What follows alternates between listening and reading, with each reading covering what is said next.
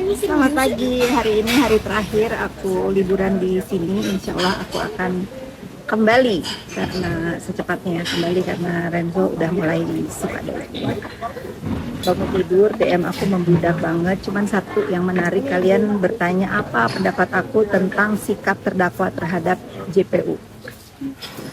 Aku cuma ingin menyampaikan apresiasi kepada JPU yang keren banget ya. Memang menghadapi seorang NM itu harus JPU yang mempunyai mental baja. Keren sekali JPU-nya, karena apa? Negara tidak boleh kalah dengan yang diduga pelaku kriminal. Satu ya. Kedua, sekarang kita bisa menyaksikan semua termasuk penegak hukum bagaimana ulah terdakwa itu selalu bikin onar dan membuli, menghina tanpa tedeng aling-aling terhadap JPU juga seperti itu. Ya, itulah dia. Yang menarik adalah terdakwa mengatakan JPU harus netral. Nah, ini yang aku harus balas nih ke terdakwa ya. Sikap terdakwa itu harus santun. Sehingga apa? Sehingga JPU-nya juga woles gitu ya, melihat bagaimana dia yang sudah melakukan tindakan kriminal, diduga melakukan tindakan kriminal itu bersikap sopan, menunjukkan rasa penyesalannya. Sejak kapan sih JPU itu harus bersikap netral terhadap terdakwa? JPU itu tugasnya menuntut. Nah, ini yang dituntut sikapnya seperti ini. Oh my God. Saat itu kan si terdakwa pernah ya, saking merasa dirinya pintar kan. Kopi aja lagi. Pelapor, siapa yang memberi kau? Kok? Sekarang aku ya mewakili pelapor. Ini bertanya. I need more education and help. Terdakwa, siapa yang memberi kau?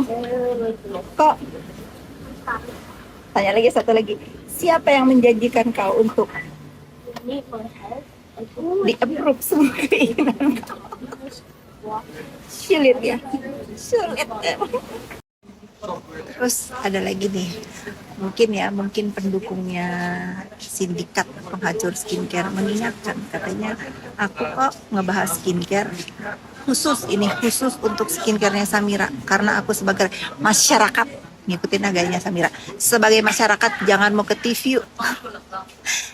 Produk-produk yang overclaim. Nah, baca deskripsinya, kenapa izin edar dia dicabut, karena apa? Garis besarnya overclaim ya.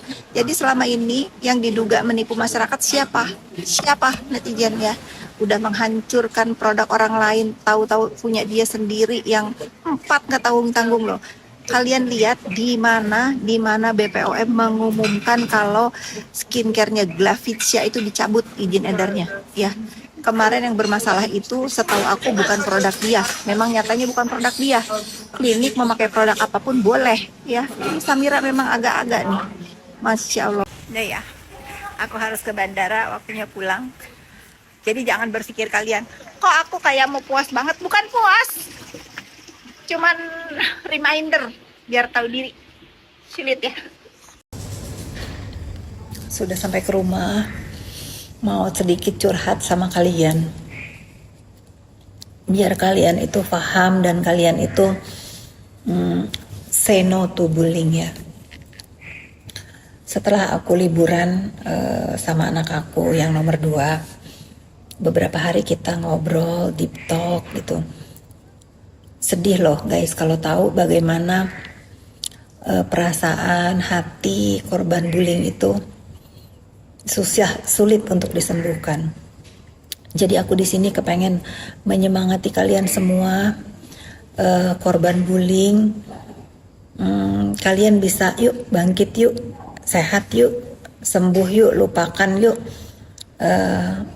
Jadikanlah bullying yang terjadi di diri kalian ini menjadi pemicu semangat hidup kalian, sehingga kalian bisa melakukan versi terbaik di diri kalian. Khususnya untuk anak-anak remaja yang sudah menggunakan sosmed, stop saling bully. Kalau kalian bisa jadikan contoh, anak aku sampai hari ini dia nggak punya sosmed, ada tapi nggak aktif ya, karena bagaimana tiba-tiba dia dibully bukan oleh anak seusianya, oleh orang yang banyak sekali followernya, dan bukan hanya oleh satu orang.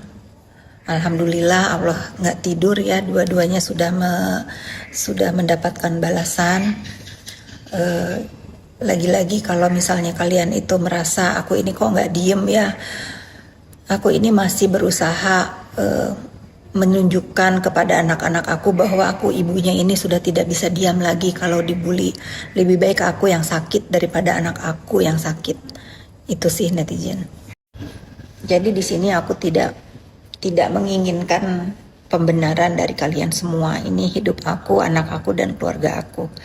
Mungkin kalau aku cuman di-doxing fisik, dikata-katain tua, memang aku sudah tua, dikatain jelek ya memang aku jelek, dikatain apapun ya memang aku terima aja gitu. Tapi kalau sudah ke bentuknya fitnah yang aku kerja untuk anak-anakku dengan cara halal dari pagi sampai malam, itu yang gak bisa anak aku terima, karena dia tahu ibunya ini bekerja seperti apa. Mungkin buat dia tidak perlu penjelasan dari diri aku, tetapi bagaimana dia menjelaskan kepada teman-temannya atas doxing yang terjadi di dunia maya, fitnahan yang ditujukan kepada aku, ibunya. Dia tidak punya daya untuk menjelaskan kalau ada temannya yang bertanya tentang fitnahan di dunia maya. Maka dari itu sekarang aku akan terus melawan. Jadi netizen, aku minta maaf terus kepada kalian semua kalau aku tuh onar di dunia maya. Izinkan aku untuk memperbaiki luka hati anak aku. Izinkan aku sekarang untuk tidak diam saja kalau diinjak, karena ternyata ucapan dan pembelaan diri aku itu sangat berarti buat anak aku. Jadi anak aku nggak perlu ngejelasin lagi ke teman-temannya, dia tinggal bilang, ibu aku sudah jawab, mami aku sudah jawab. Mami aku tidak seperti itu. Silakan saja lihat di story ibu aku. Ternyata aku ini selama ini diem aja itu egois ya. Ternyata aku tuh diem selama ini cuman ingin menunjukkan ke diri aku bahwa aku itu nggak penting untuk membalas. Biarin saja nanti capek sendiri. Ternyata aku lupa. Intinya gitu ya. Pokoknya aku sebetulnya sudah sudah nggak mau, khususnya kepada Yoke ya. Kalau Yoke itu aku udah nggak, sudah berbalik kasihan sebetulnya, karena